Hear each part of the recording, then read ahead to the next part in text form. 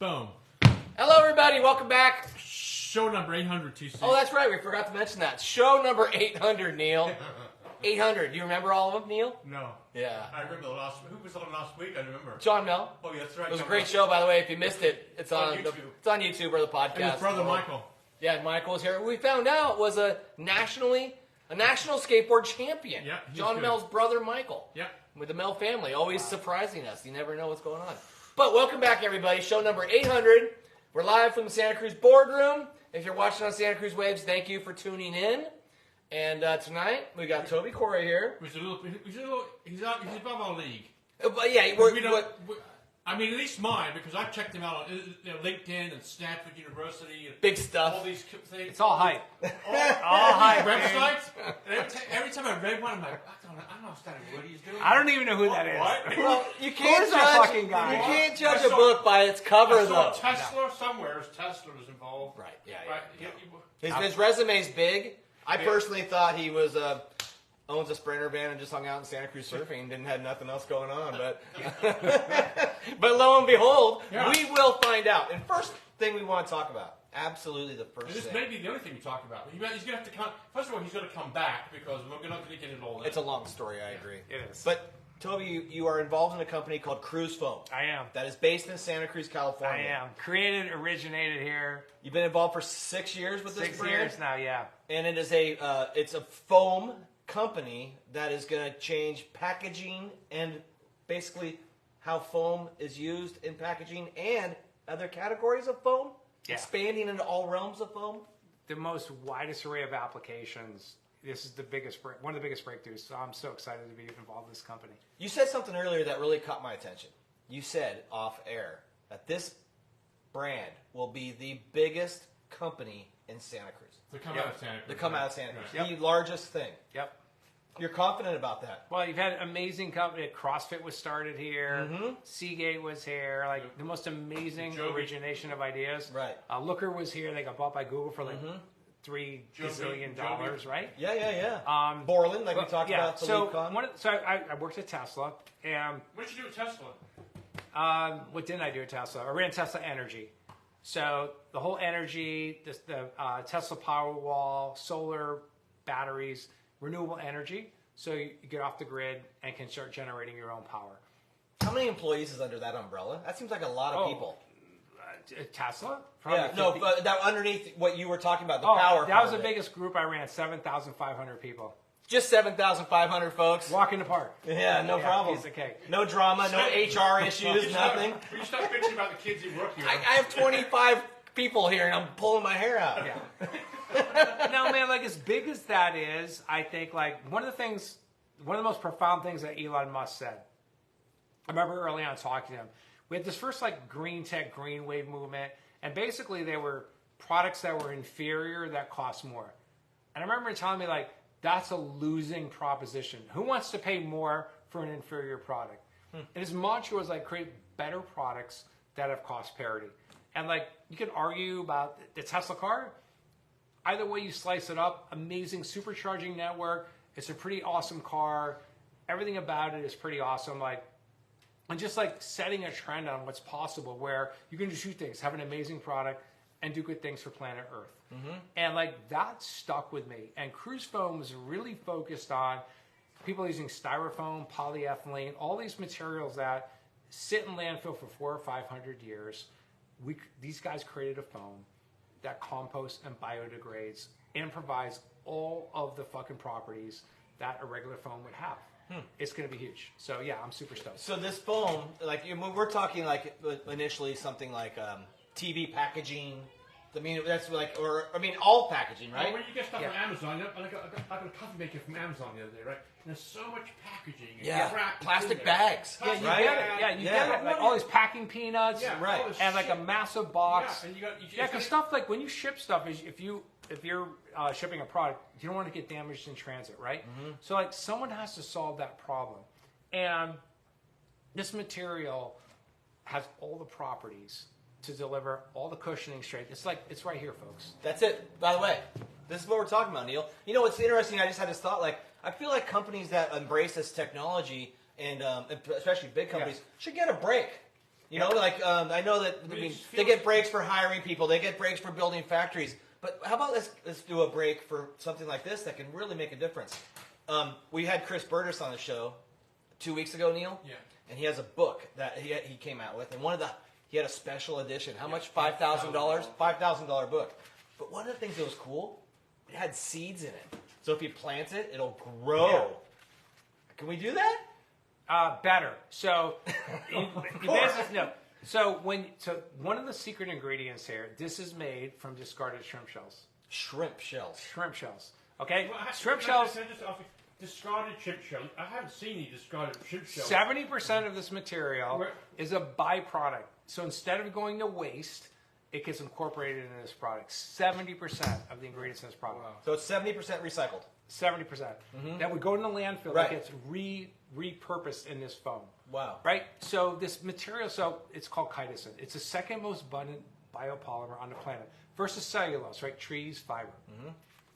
This chitin is in it's in mushroom, it's in plants, it's in insect cells, and largely in all crustaceans, crab, lobster and shrimp, right? And if you think about a shrimp shell, right, it's really firm but lightweight. That's what you need in a foam, like a really good low density, high compression type foam. Mm-hmm. So we're able to literally divert from landfill, incorporate that into an amazing foam that literally, it's like ghost foam. When you're ready for it to disappear, it will disappear. And Cruz Foam, literally the biggest breakthrough though, aside from like the incredible mechanical properties of this, why I get excited about this company is like when I first met Marco and John, they told me they're going to create a material that can run on existing manufacturing equipment because there's been lots of biofoams. The problem that they have is they can't scale, they cost too much, right? If you're running a company like Whirlpool, you don't want to pay more for your packaging. Like I don't want to like degrade my profit margins, right? So how do you deliver something that can scale multiple millions of units at the right cost structure? They created a material that runs on existing extrusion manufacturing equipment. So like think about greenifying that equipment. So today it's running polypropylene, polyethylene, polystyrene. It's just in landfill 400 or 500 years. You can run Cruz Foam on that same material and create this. Wow. And as we know, the world is all about margins. Absolutely. And when you can do that, I had a friend who worked for a company that would go in and make companies be more streamlined. And at Delta Airlines, he saved them $7 million a year just switching to electric staplers at the check-in counter. Yeah. Because of the time that they saved from picking it up, click, just, you know what I mean? Yep. So if your company's going to save money, and they're going to be a better place for the world. Exactly. Because I feel like what you're building is great marketing. Everybody wants a company to try harder. You get them this foam, straight to Instagram. They're talking about it, blowing it up. You have to make it really easy and no. Remember when I backed that first Elon? Green products can't be inferior and cost more. That's where we worked 20 years ago. Create a better product that's cost competitive. Has he seen this product? He hasn't yet.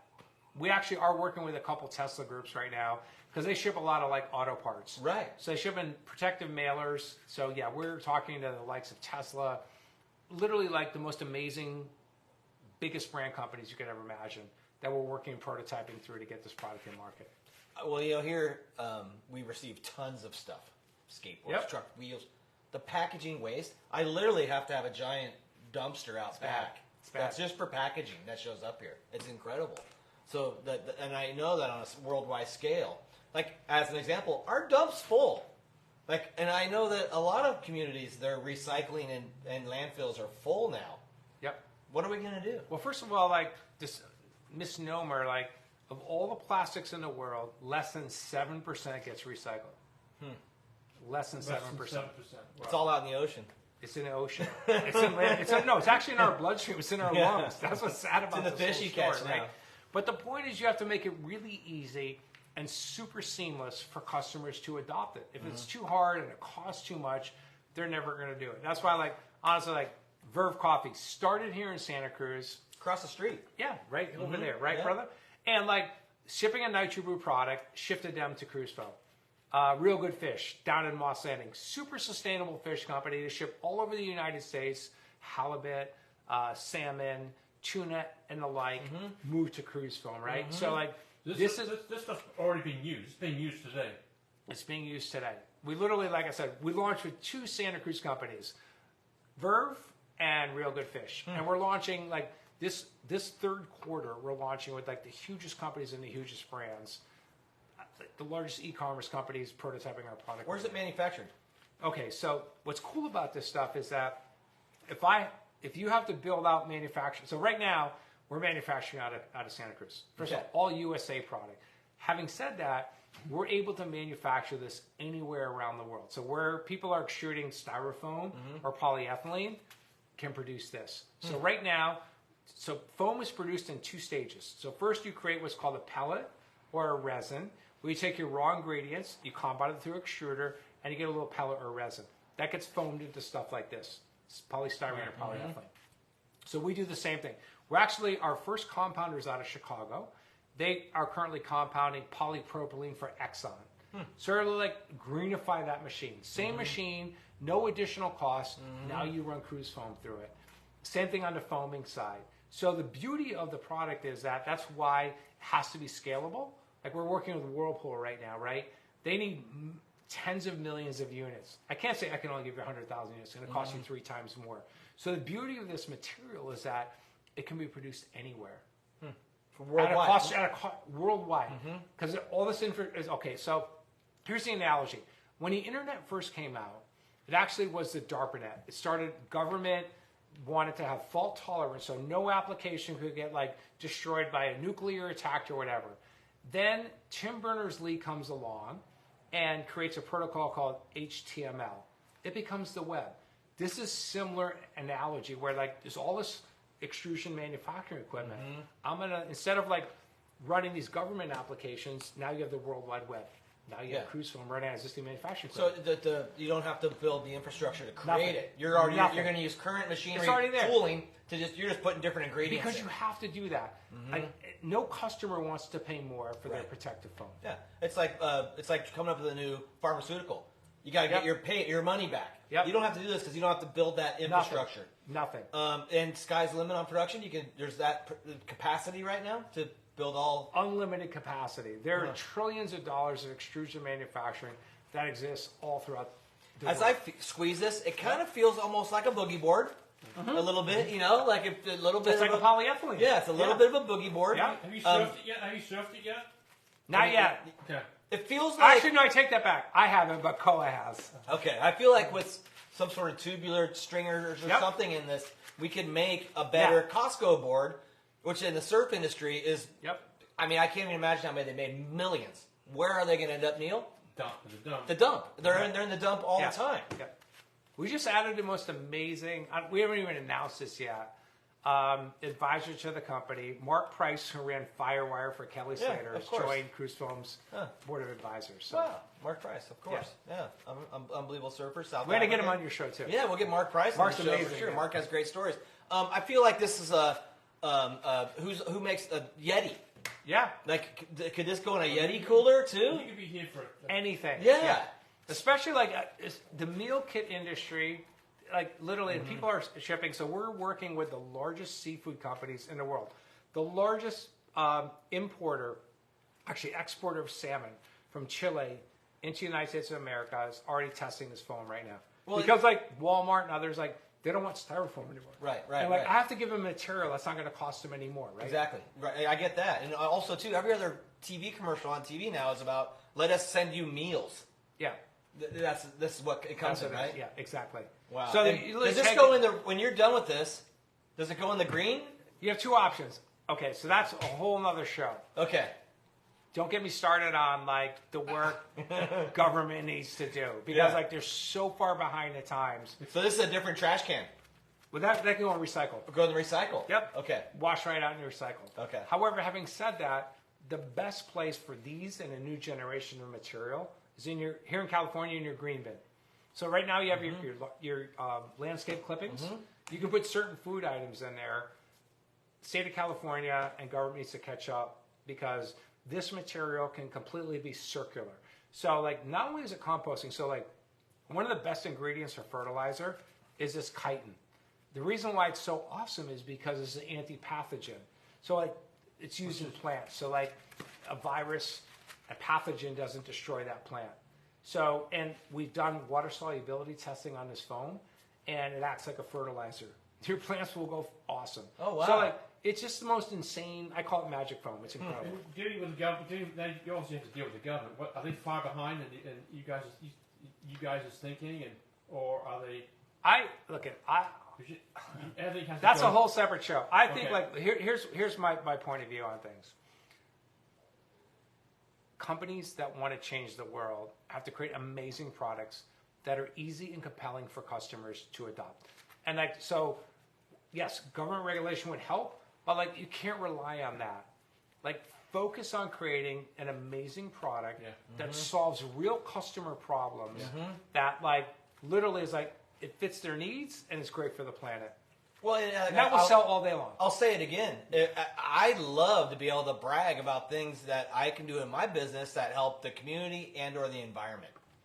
And I can see Whirlpool showing this whole marketing campaign with a recycled green leaf and then people will want to go and buy Whirlpool just for that. Yeah. Across the street, you asked what was our favorite show or our favorite show. Let me ask you, what's the top 3 things that you've accomplished in the business world? And would this be number 1? Wait, the top 3 things that what? Top 3 things that you've been involved with and created and produced in the business world. Oh my God, that's a really good. So, I'm a restless soul, and a malcontent, and so I remember I was at the time my first half of my career was all in high tech. I started as a software engineer, product management, and I remember when the internet getting my first web browser and going to the Louvre in Paris and going like, oh my God, this is going to change the world, right? So the first company, myself and a business partner, we created a company doing $1 billion in revenue, $3 billion market cap, IPO'd, and retired at 37 years old. That was pretty epic. Did you go buy a board from Bob? You know what? But here's the thing. No, here's the most surfboards. Here's the most important thing. Like, for me, money means only one thing, right? And like, I believe in the Warren Buffett method, which is like, wealth's not measured by what you make; it's measured by what you don't spend.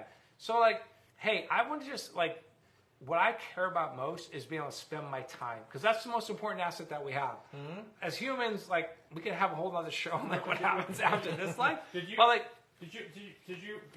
happened with your wife? Did that come about too? Is like time is of the essence, and time is very important, because she looked like she wasn't going to be around for much longer. Yeah, life's short. My wife went through, in 2017, a life-changing event, diagnosed with like a catastrophic cancer diagnosis. It's like she's defied the odds, lived here today, like literally from like metastases in her lungs, a brain tumor, and no evidence of disease over 3 years. It's nothing short. So it just brings home like what's the most important thing we have is time, right? So like, if you fuck your iPhone up, you can get a new one, right? Bash your car, get a new one. You just don't get time back. And not that like what I learned is that there's this dude named Osho. So if you haven't watched Wild Country on Netflix, it's like the wildest, craziest dude from India. And when my wife got diagnosed, my youngest daughter gave me this book called Fear, which was like a compilation of Osho's teachings. He spent a lot of time with people on their deathbed who had a lot of regrets. I wish I did that, wish I did that. And like, my biggest takeaway from that was that you want to live life out over your skis as much as you can, because like, there is no tomorrow, right? And like, you just don't want to live with regrets. And like, don't like confuse that word. Like, have I done stupid shit? Yeah. Have I done stuff I would like to do differently? Yeah. But like, I don't have any regrets. If I die tomorrow, it's like, I used to wrestle in college and high school. Leave it out all on the mat, right? Mm-hmm. Try to be a good person, but like, let it all hang out there. Too many people basically like get too twisted and like, people think about me, and like, it's just like get out over your skis. It's like I don't want to be on my. I think about this. I don't want to be in my deathbed going, fuck, I wish I would have done that. Exactly. You don't have to worry about that, dude. You have been sailing smoothly through life. Who, me? You, yeah. No regrets. He's over the skis all the time. Don't worry about it. But you know, it's true. It makes sense. And we earlier were talking about our favorite shows. And a lot of them are because there were people on the show that aren't here. And they should be, but they're not for multiple different reasons. Yeah. And you're right, like there's no guarantees. And so you were fortunate to be able to do it on your own terms. Yeah. Which is very, very lucky and hard. It takes hard work. Yeah. I've had some people give me shit, and I'm like, every day is Monday in my life. But there's look, here's my calculus, right? So I look at the world through two lenses. One lens is that basically oh my God, there's so much fucking work that has to get done. And here's the short calculus for me, is that are we creating more problems or more opportunities for future generations, right? Because I just think as far as I know, the super species on this planet, we should actually give a fuck about future generations to come, right? So that to me is if you think about what that is, and we're today creating more problems, that to me morally is bankrupt for me personally, right? So I want to try to focus on how do I fucking change that trajectory? Because I want to contribute to creating more opportunities. That's the legacy I want to leave behind. Because it's life is so short. Mm-hmm. Yeah. It's so fucking short. So I taught at Stanford for 11 years entrepreneurship. I'm getting ready to teach an amazing course at UCSC called Rebels on the Rise.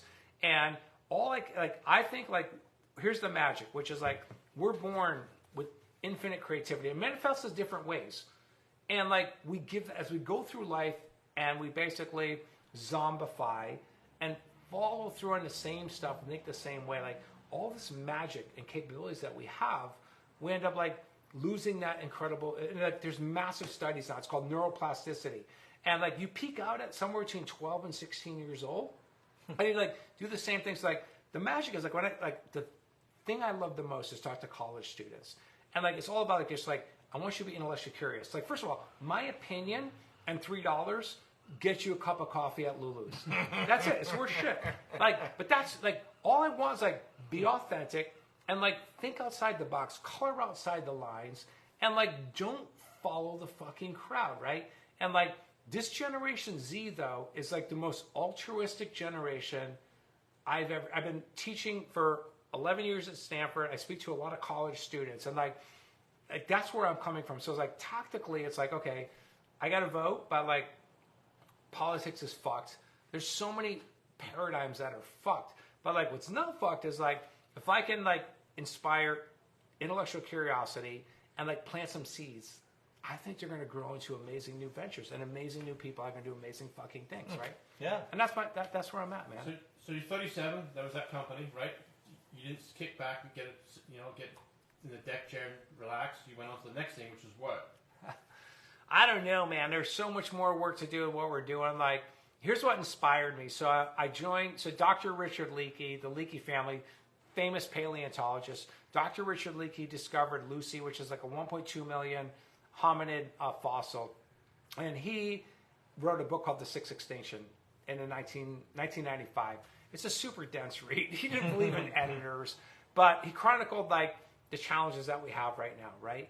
And the cool thing about him was that he believes it's biodiversity reduction that's one of the major contributors to the challenges that we have going forward. And so he ran Kenya Wildlife Services, a 500,000 person organization in Kenya. He was the second most powerful political figure in Kenya in the mid-90s. I poachers were destroying biodiversity there, rhinos, and so he basically militarized a large portion of his wildlife services group to fucking kill poachers on site. So what that caused was hits on his life. He used to fly around. People sabotage his plane. When I was on his board with Wildlife Direct, he was amputated from the knees down because of that. And I don't know if you ever heard of Whale Wars. Mm-hmm. Paul Watson ran that. Mm-hmm. He used to work for Greenpeace. And they got nowhere. He took a page out of Leakey's book and said, I have got to be more aggressive with stopping the destruction and extinction of these whales. I don't know if you know this, he was wearing a flak jacket one day, took a round to his chest, survived that by, and he's made a massive difference in the destruction of these whales. But unfortunately, you've got to stand up in a really fucking strong, powerful way. And that resonated with me. It's okay, man, where am I going to spend my time? I have 2 daughters. I have 3 grandchildren right now, and I just believe in leading by example. Also, like, I don't want to preach. Everyone should do their own fucking thing, and they should be authentic with what they want to do. But I just feel like, hey man, we should care about these future generations to come. So like, that's where I want to spend my energy and time. Santa Cruz is one of the most, I've traveled the world. One of the most amazing places on the planet. I say it's where the universe kissed our planet. It's magical on so many levels. Like, hey, I'm here today with you guys. Like, this is awesome, right? I agree. I sometimes say you got to squint a little bit these days, but it's still paradise. You know, like I say that all the time. Yeah. But I agree. And what a great place to have a company that you're obviously so passionate about this. Yeah. I feel like you're onto something with this product. I think we are. And what you're preaching is what you're doing with this. This is going to change future generations. That's a can't fail. Yeah. But again, all the foam and stuff that comes from regular providers is 500 years in our landfill. It's in our oceans. It's in your lungs. It's in your bloodstream. And like, I want to change that. Like, that's going back to like that Elon mantra is like, create better products that are cost competitive, right? And like, that's what we're focused on right now. Because there's been a lot of biofoams.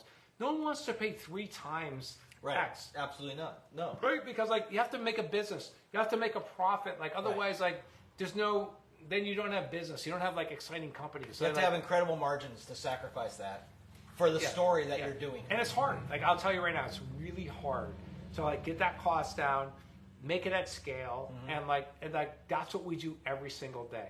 And like amazing scientists and engineers, like we're only like 24 people.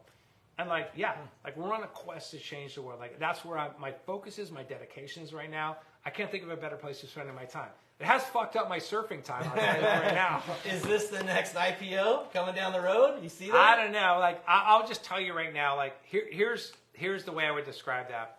I will let our customers make that decision. If they're loving it and buying it, then we've done our job, right? And like, all the early investors in a company, like, I care deeply about them. Like, I want them because like, they took a big risk. All of our employees that are working so hard. Like when I created my company, I took public in the mid-90s, like we made, this was 1997. We made over 100 millionaires, right? And like, that was awesome, right? Like our customers loved the service we provided, and everybody that worked really hard got to not only like develop in their career, reap really high financial rewards. And like, that's where I'm at right now. Like deliver an amazing product that customers love, that solves real problems for them, is great for the planet, and those that have been involved in this journey get to reap the rewards. I love it. Yeah. I mean, that's, I think, how life should be, right? I mean, it's... I remember I worked for DC like I said, Shoes. DC Shoes did that. When they sold the company, they put a bunch of money back into whoever worked there the longest. Yeah. Like I said, $3, in my opinion, Lulu's coffee. I love Lulu's coffee. Right? But Verve, you know, they're awesome. No, Verve's awesome. So currently, Verve's using this, and then in Monterey we have the Real Good Fish. Real Good Fish, and Real Good Fish is shipping their fish in this currently. Starting August 1st. And now, earlier you were saying some of the initial products were a little humidity sensitive. Yeah. So if you're shipping fish now, this is not humidity sensitive. Correct. Wow. Yeah. So you've got, first of all, we have better insulation properties than a styrofoam.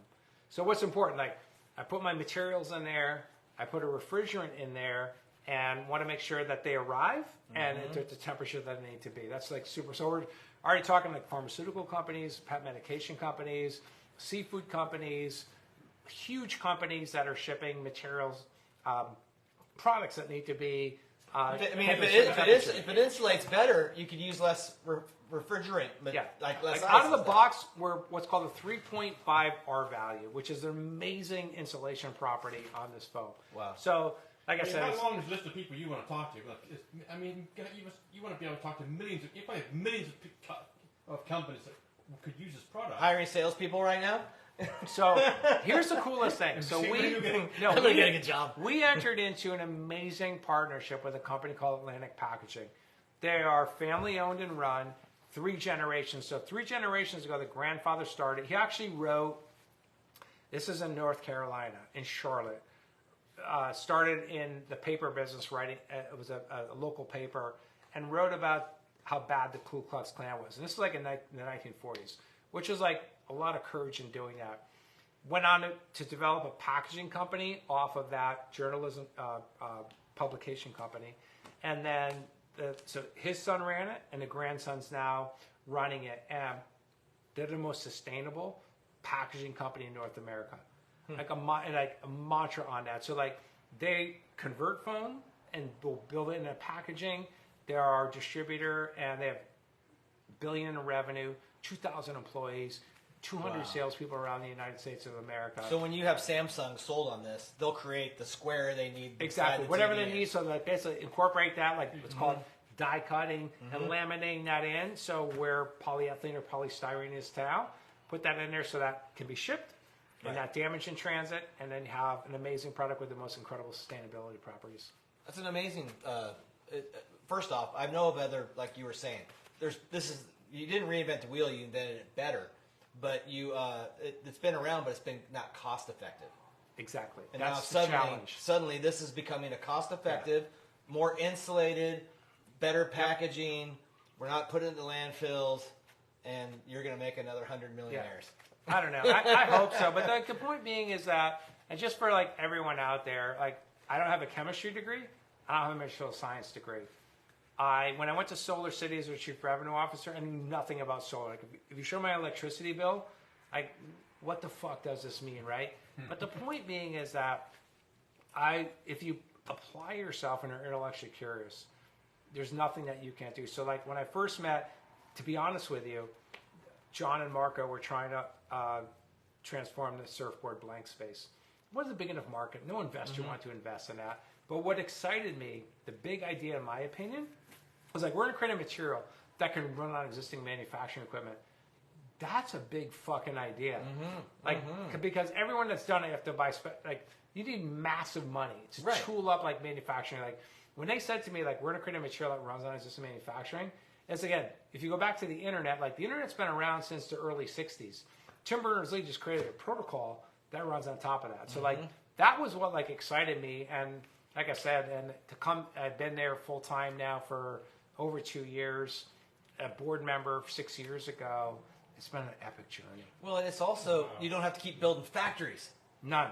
So zero factories. Yeah, so you're just you can go to more manufacturers that are already doing the bad foam. And greenify their machines, right? Yeah. Instead of running like these bad petroleum materials, you can run a compostable, biodegradable, recyclable material through your machine. Are the people who make the bad foams like out to get you? Are they pissed? No, they've actually, all of them have contacted us and because their customers, like the crescendo of demand right now, it's hard to tell you how big that is. Well, look how many Amazon trucks come up and down the street every day. Well, just, I mean, are you talking about what the consumer's asking them to do? No, the company. So there's three things driving them. Number one is that they have like imposed ESG goals, environmental sustainability goals, and like those are real.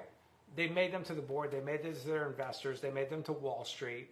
They know that consumer sentiment is wanting more sustainable material, and legislation is moving in a very aggressive direction to ban these other types of materials. I'm surprised Gavin Newsom hasn't jumped on it yet. You know? So the point being, though, like again, we want to make this transition so easy. Like, it doesn't cost you more, and we can meet all the mechanical properties that you need, right? Like, that's a winning solution. Right. Not like I have something that can't give you that many units, and it costs like 3 times as much. Like, and that's where the industry's been challenged.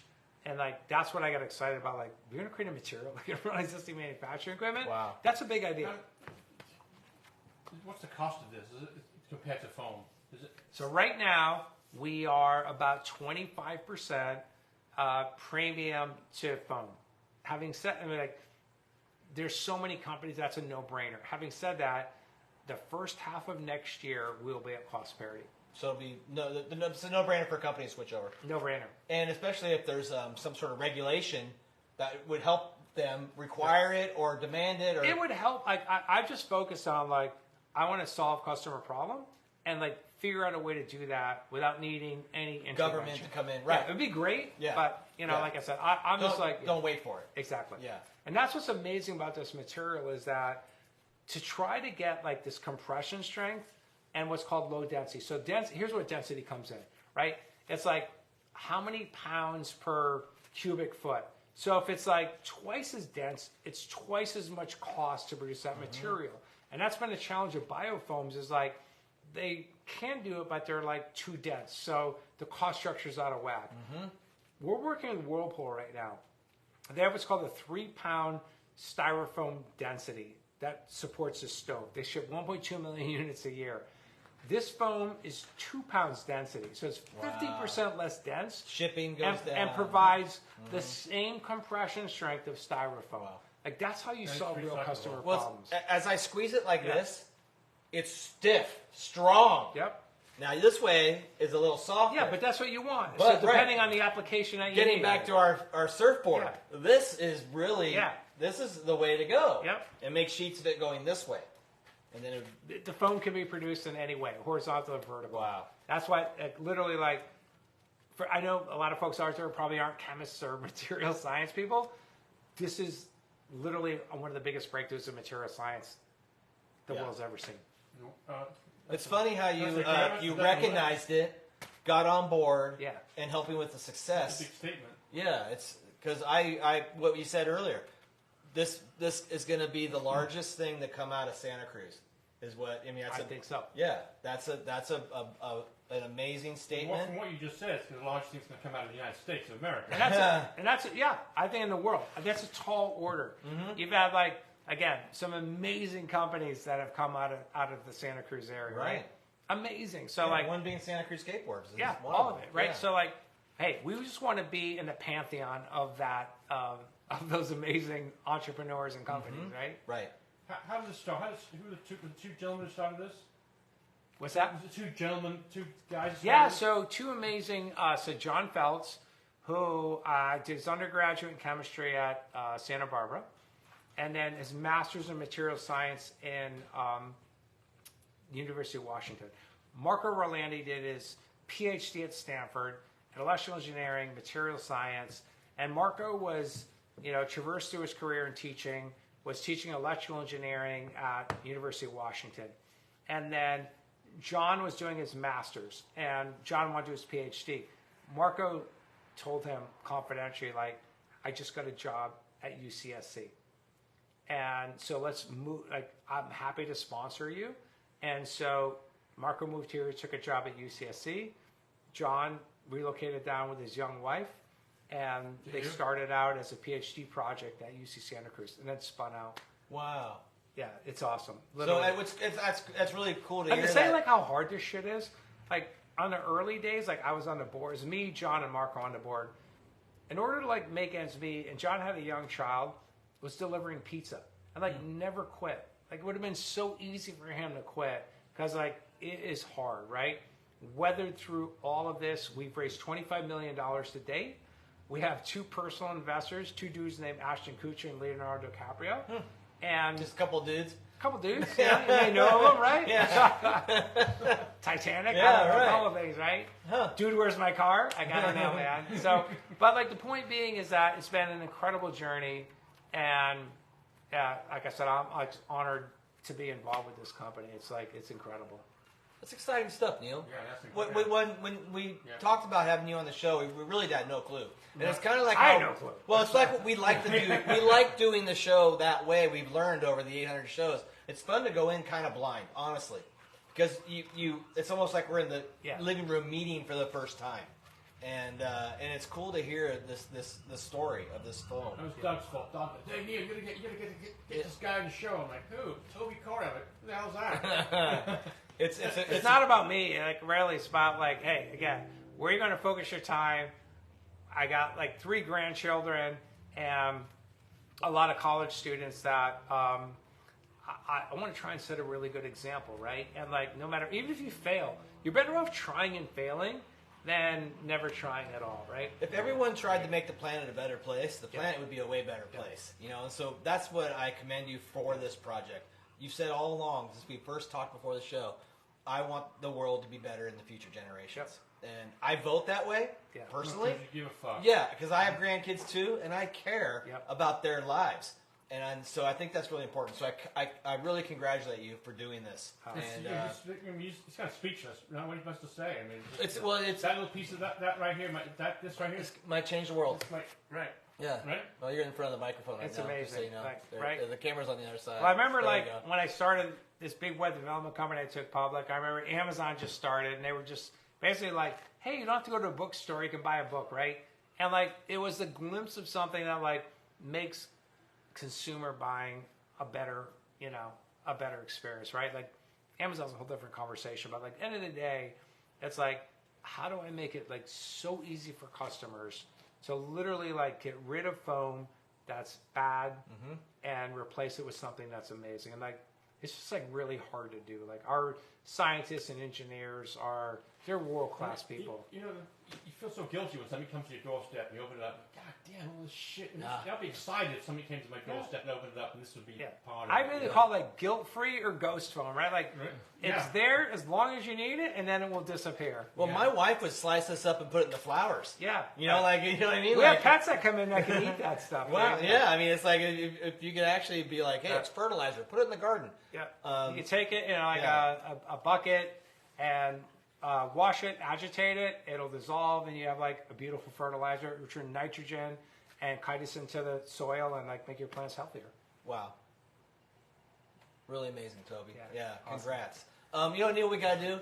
We got to get you back for an update on this project. This is amazing. We're going to have you come back. We're going to have Bob Pearson here. Right? And Bob's the man. I told you about my story. I have the most amazing surfboard ever fucking created. It'd be nice to talk to Shaper about this. Yeah. About the future of surfing. Well, we had John Mell on last week. Yeah, Bob told me, he's like, this board is going to be the best thing that it will change your life. And it will become part of your life. This surfboard is part of me. That's how fucking amazing it is. Like we talked to John Mell about when we mentioned Cruz Foam. Yep. And I thought you were further along in surfboard foam development. Yeah. Well, John Mell's ears perked right up. Yeah. Like, Shapers are interested. Now, again, it's not a global product that'll make the brand gigantic, but eventually when you get to that point, like, the Shapers are always interested in something like this. Well, look, I was going to tell you right now, I've been involved with this company since 2017. This is 1 month old. Right. And like, we never had a phone that had like this kind of capability. So like, our R&D team, massive props to, they know who you are, created this phone. And this is breakthrough. So in 1 month this happened. What can happen in a year, right? Like, as far as that goes. You want to change the world. What was it like the day that this was the finished product? I mean, what was that day like? Oh, you're going to see this, like, Sony's an investor in a company. Like, when you buy a Sony TV or piece of electronics equipment and has Cruz Foam in it, with literally, like, compost it, recycle it, with zero impact on the planet. I love that. And it's cruzfoam.com. If somebody Cruzfoam.com. wants to check it out online. That's it, bro. And there's information about what you guys are doing. Grown, based here in Santa Cruz, California. Wow. Yeah. Privately owned. Yep. Yeah, with investors. Yep. But what a great story. I hope you guys enjoyed what we were able to educate you with tonight, right, Neil? We had no idea, but it's exciting. I don't know. I wasn't sure what we were talking about, but I'm like, I want to bring some Cruz Foam because maybe we're going to get into this. Well, I love it because Santa Cruz is such a dynamic place, and there's really talented people who want to be here, and makes the town more talented, because of how unique of a place it is. Yeah. And this is what comes out when things like I'm that. biased. Like this, I've traveled the world. This is the most amazing place.